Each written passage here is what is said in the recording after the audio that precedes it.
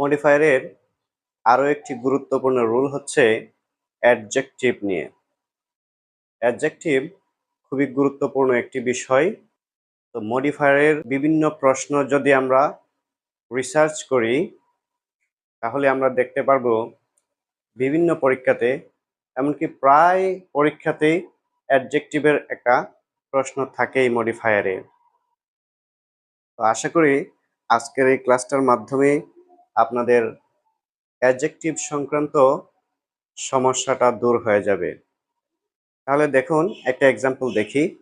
I want to buy a dash কার।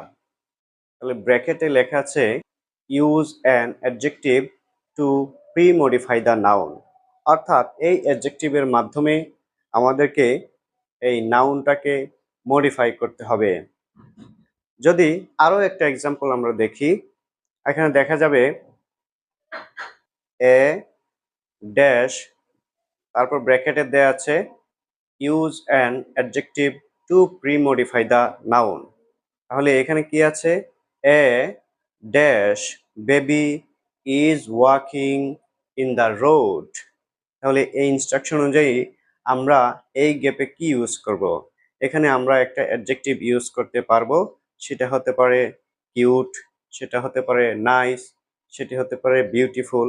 তো আশা করি মডিফায়ারের এই ক্লাসটার মাধ্যমে অ্যাডজেক্টিভ সম্পর্কে, অর্থাৎ মডিফায়ারে অ্যাডজেক্টিভ সংক্রান্ত ঝামেলাগুলো আপনাদের শেষ হয়ে যাবে। তো ভিডিওটি ভালো লাগলে শেয়ার করবেন এবং বন্ধুদেরকে মেনশন করবেন। Thank you for watching this video.